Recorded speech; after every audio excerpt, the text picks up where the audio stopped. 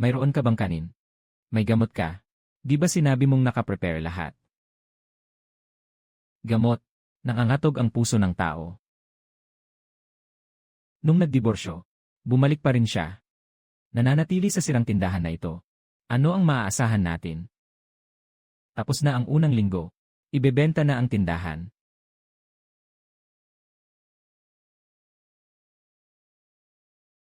Nabasag na ang tulay. Hindi na makakalabas. Huwag kayong magulo. Pumunta muna sa bodega para kumuha ng mga bagay. Isang malakas na ulan. Matatanggal nito lahat ng maskara.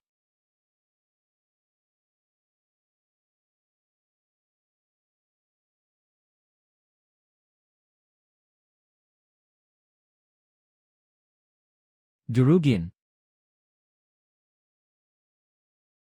Walang laman. May stock pa rin sa bahay ni Xu. Nga. Lahat ng kailangan mo nasa bahay ni Xu. Unahin ang gamot. Sa una, masisira ang lahat, ang bahay namin walang pagkain, pero baliktad na ngayon. Noong una, bumaba ang kapahamakan, pero pabalik ang lahat. Noong una, bumaba ang kapahamakan sa babae, una munang iligtas, pabalik ang lahat. Una munang iligtas. Tindahan. Dapat sana ay ibebenta ko. Yung tindahan na iniwan ng ina ko. Magbukas ka na ng pinto. Hindi magbubukas ng pinto. Alam nyo na. Bubuksan ko ang pinto. Para sa kaligtasan ng tao. Umiiyak ang ulan. Mga sigaw. Alin ang mas nakakainis? Chonhe. Buksan mo na. Hindi na makahinga ang matanda naming amo. Kung hindi pa tayo makakatulong ngayon, huli na ang lahat. Chonhe. Dati ng doktor ang nanay mo sa baryo. Ilang tao na ang nailigtas niya. Hindi ka pwedeng tumigil lang at hindi tumulong.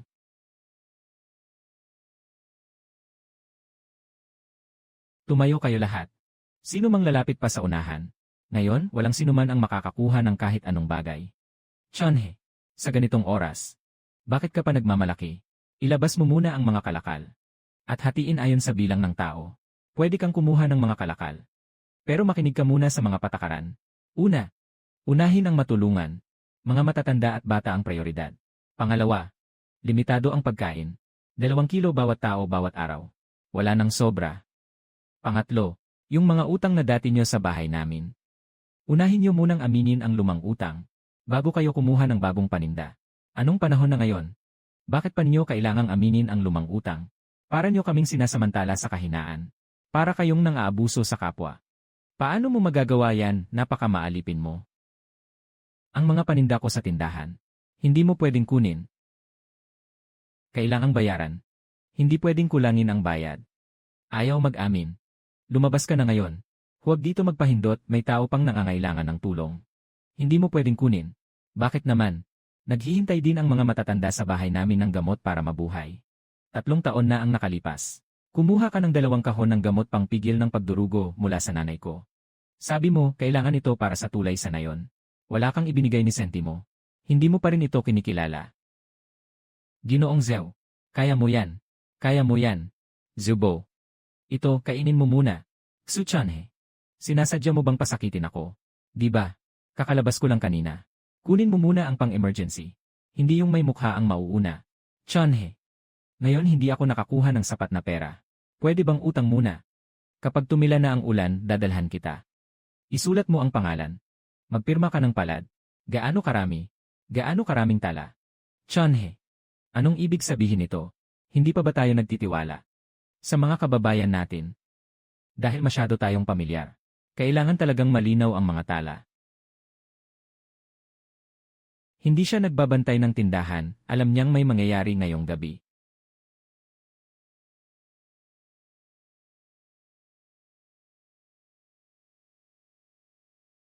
Unang ilipat ang gamot. Huwag gagalawin si M. Masyadong malakas ang galaw.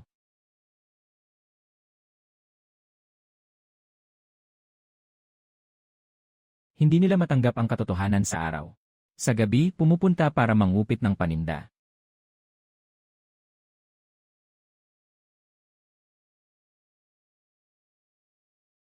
Bakit ka tumatakbo?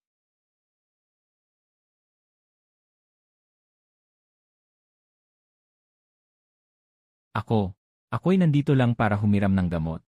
Buksan mo ang likod ng bintana. Anong ingay sa kalagitnaan ng gabi? Malapit nang maubusan ng gamot ang bayan. Ano namang masama kung kukuha ka ng ilang kahon? Kaya pala ikaw ang nagdala sa kanya. Hindi ko naman sinabi na magnakaw. Dahil sa'yo, Kuya Dahay, hindi ka ba nagsabi na manahimik? Pagkatapos umalis, natagpuan ng pangunahing tauhan ang lumang libro ng mga utang. Nalaman ko na hindi pala ganoon kasimple ang nangyari noon. Pain reliever, ubos na. Pampababa ng lagnat, ubos na rin. Wala na ring gauze. Inay, ito na ang huling kahon na iniwan mo. Chonhe. Katatapos lang ni Lao Zhao sa may kanto. Bigla siyang nahulog.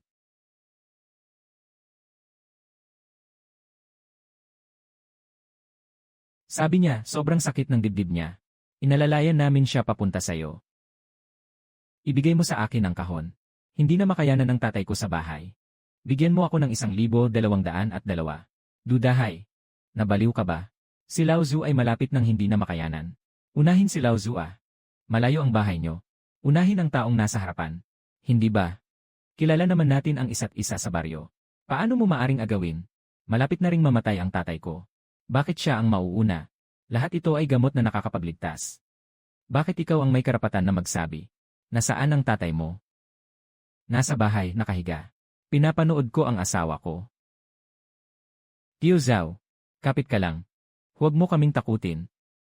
Zubo, halika. Lunukin mo.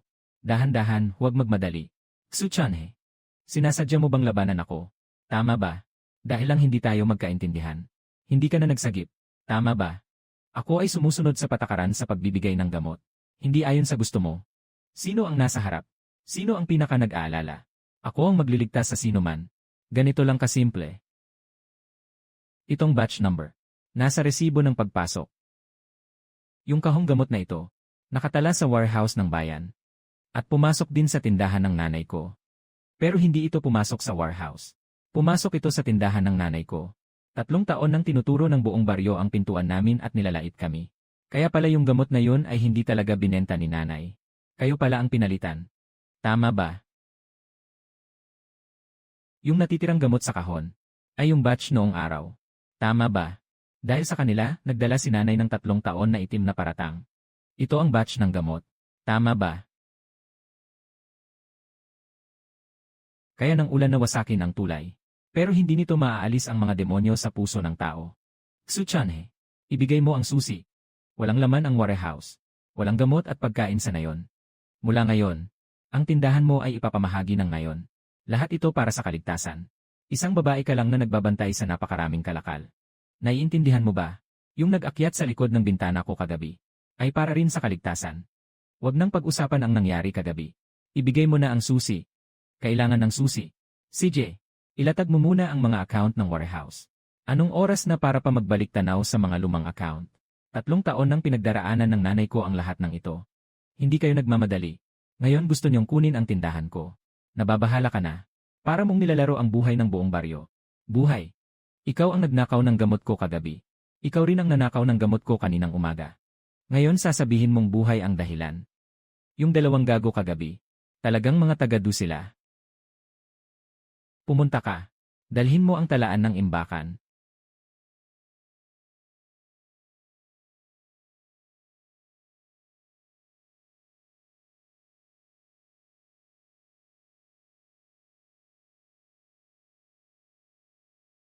Lima 01350.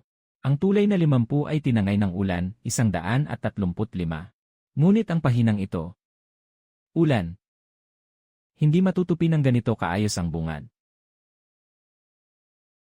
2 araw na, sa wakas ay nakumpirma ko na may problema si Mama, si Dudahay ay tiyak na may kasalanan. Kumpirmahin si Dudahay. Itigil ang supply. Talagang magpaputol ka ng supply ni Du. Huwag nang mag-away si Chonhe. Una, bigyan mo sila ng 2 sako ng bigas. Pagkatapos, dalhin mo ang 2 plaka ng baterya. Hindi naman yan gaano karaming gamot eh. Para sa 1,000 ba? Hindi ibibigay. Bakit naman? Dahil sa nangyari kagabi sa likod ng bintana ko. Mga tao niyo yan. Ginagawa mo to dahil sa personal na galit. Ito ay gamot na nakakapagligtas. Kunin mo na ngayon. Ngunit wala ring bagay mula sa bansa. Walang katulad ng sa pamilya Du.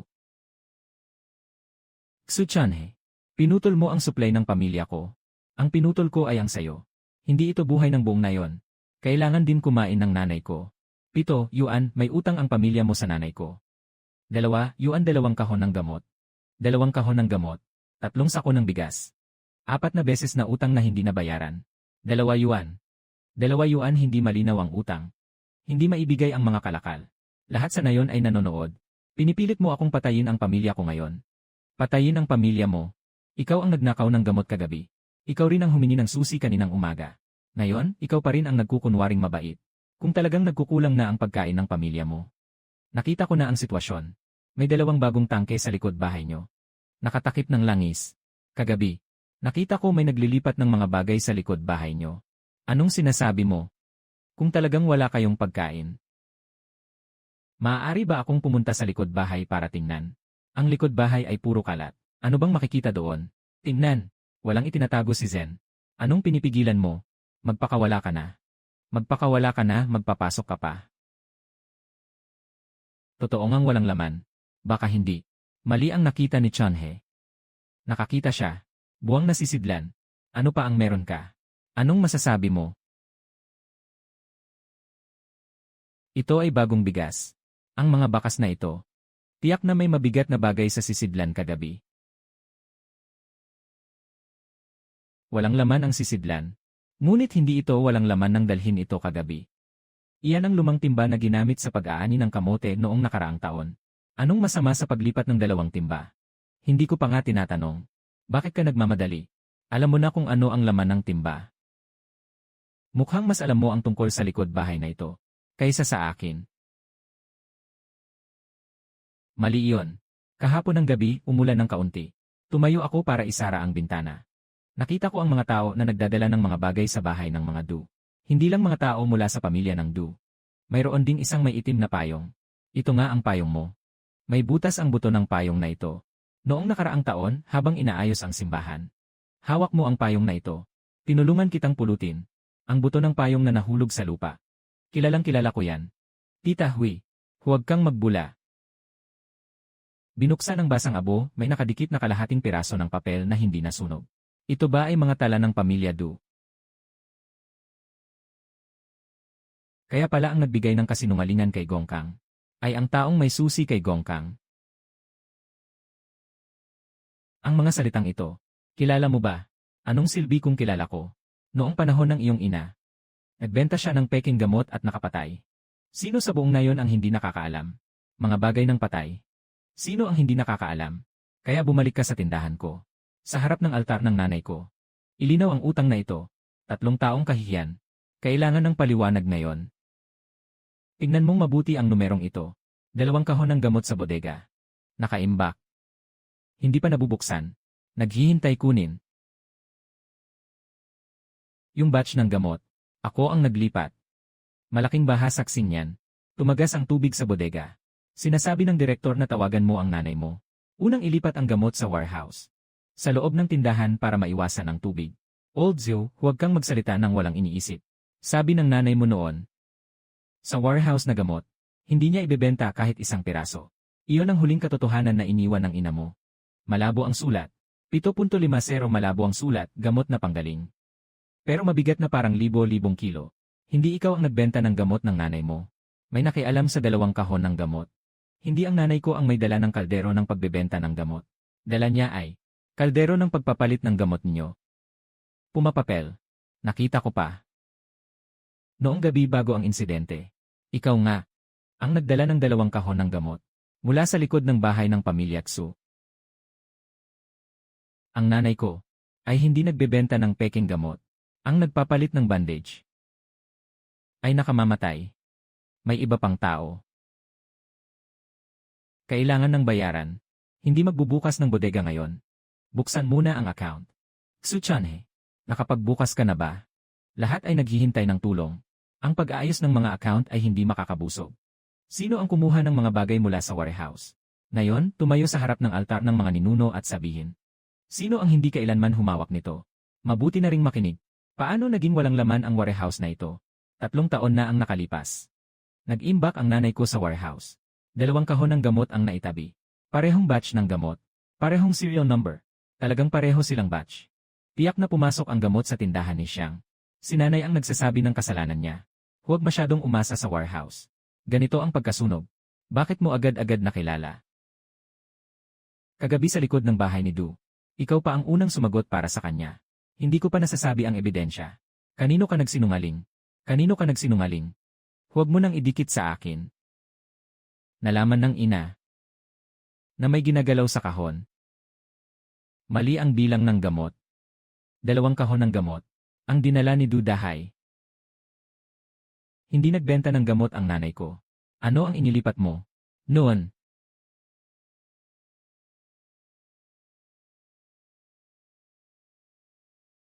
Sino? Kapag nawala ang ilaw, ang ninanakaw mo ay laban, hindi buhay. Sobrang lakas ng ulan. Walang kuryente, walang ilaw. Kung hindi kayang ipagtanggol ang Dongbi, lahat sa nayon ay mapapahamak. May ilaw. May kuryente ang pamilya Xu. 2 kong baterya. Wala nang ilaw sa bahay namin. Unahin mong ibigay sa akin ang flashlight. Lahat kayo tahimik. Gamitin muna ang ilaw para sa dike. Huwag muna sa mukha. Kayo ang magbantay sa silangang dike. Huwag maglakad sa dilim. May problema ang dike 77.8. Agad na magpadala ng senyales. Nabiyak ang tulay. Doon lang magbantay. Huwag hayaan na mahulog ang tao. May sakit sa bahay nyo. Pipirin ang kandila na ito. Alagaan mong mabuti ang tao. Madilim din ang bahay namin. Kailangan nating panatilihin ang ilaw na ito para sa buhay ng buong nayon. Iangat nyo ang makina para sa akin. May mga matatanda at bata sa bahay namin. Ibigay mo muna sa akin. Kailangan munang gamitin ng bahay namin ang makina ni Chonhe. Takot sa dilim ang asawa ko. Hindi pwede, mawawala ng kuryente ang buong nayon. Anong karapatan mong kunin ang makinang ito? Maaari mong kunin ang flashlight, kandila, at gamot ayon sa alituntunin. Ngunit ang makinang ito ay hindi para sa pribadong gamit. Ayos ka, Xu Chonhe. Sinasadya mo lang akong harangan. Gusto mong makita ang kahihiyan ng pamilya ko. Harangan ka. Hindi ka karapat-dapat. May mga tao sa tabi ng dam. May mga tao rin sa tabi ng tulay. Sila'y nag-aalala na malunod.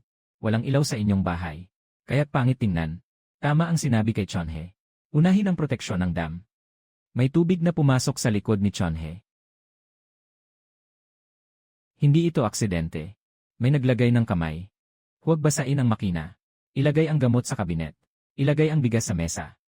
Hindi ito aksidente. Ito ay pinutol. Ito. Hindi ito nasira ng agos. Mukhang malalim ang tubig na ito. Sobrang lalim. Chonhe. Ito ay hindi bigas mula sa bodega.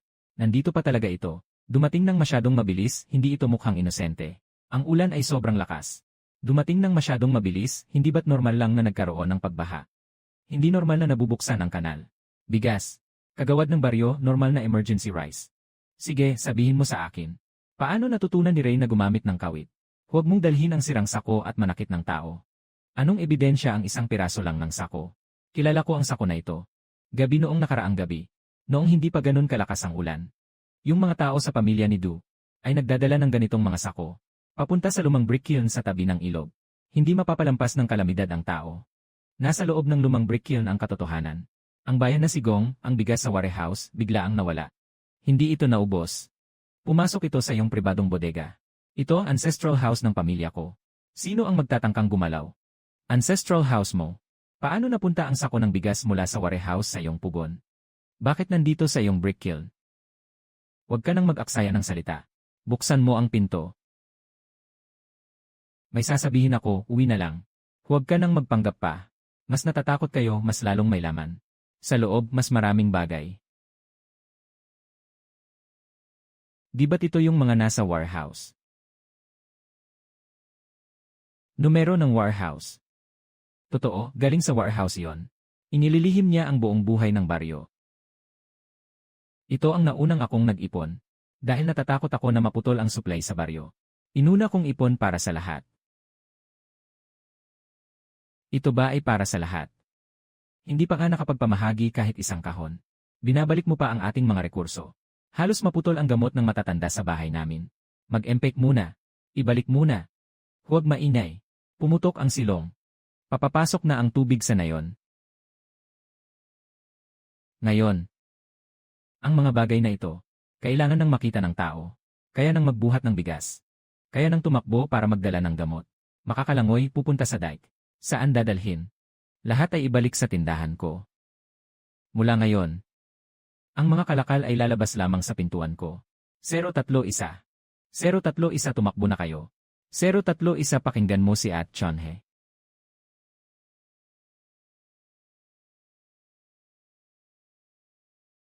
Umalis na tayo dito. Ganito talaga ang plano ko. Chonhe, hindi ka na talaga nagsisinungaling.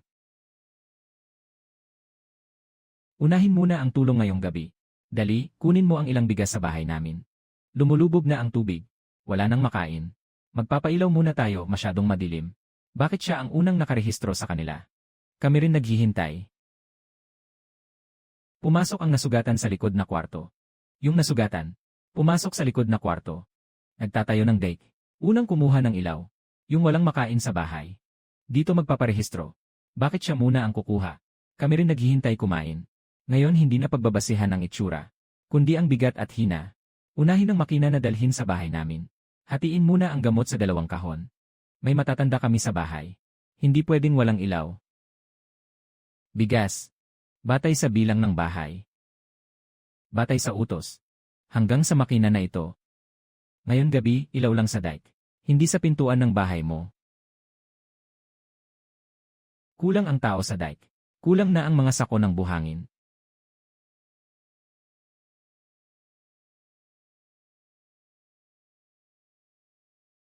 Itaas ang kahon ng gamot. Walang sinuman ang pwedeng magulo.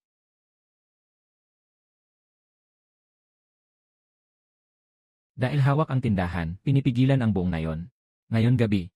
Una kong pinutol ko ang kanyang daanan ng enerhiya. Noong tag-init na ito, nagkaroon ng malakas na ulan ng 77 sa loob ng 7 araw. Mabilis, habang ang lahat ay nasa dike. Kung hihintayin pa, huli na tayo. Ilipat na. Kapag nailipat na, may kuryente na tayo. Sino pa ang nagmamalasakit sa kanila? Sino ang nagbigay sa inyo ng pahintulot? Dalhin sa dike. Sabi ni Dahay. Kulang ang makina sa dike. Nasa silangan ang silangang dike. Itulak niyo sa kanluran. Malapit nang pumasok ang tubig sa nayon. Unahin mong dalhin ang makina at gamot sa mataas na lugar. May mali ba? Mataas na lugar. Hindi dito sa taas. Diyan ay lumang pantalan.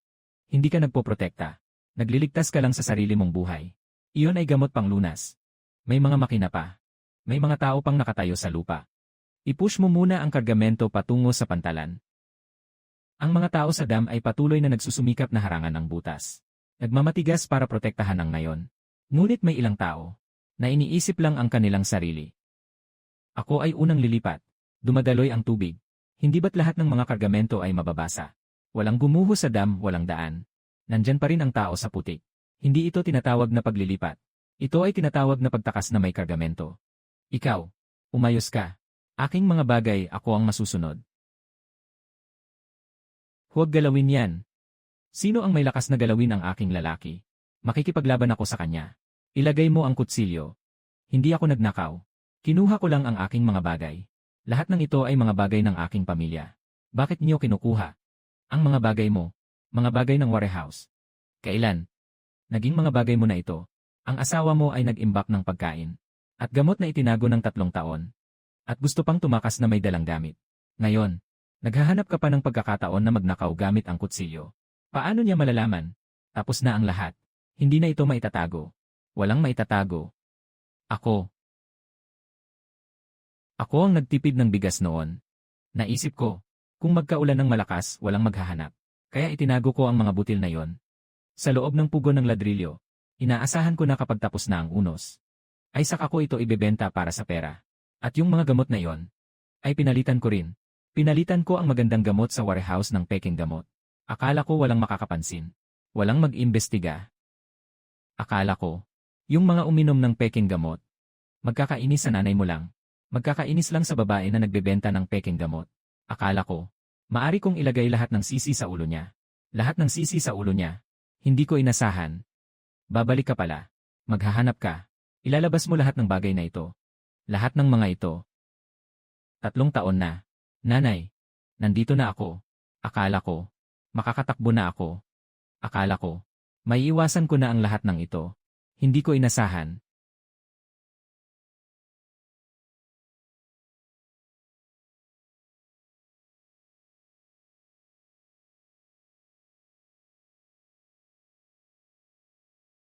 Pumasok ang tubig sa nayon. Tumakbo na.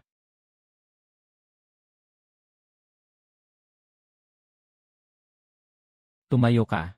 Sino ang tatakbo? Sino ang mauunang malulunod?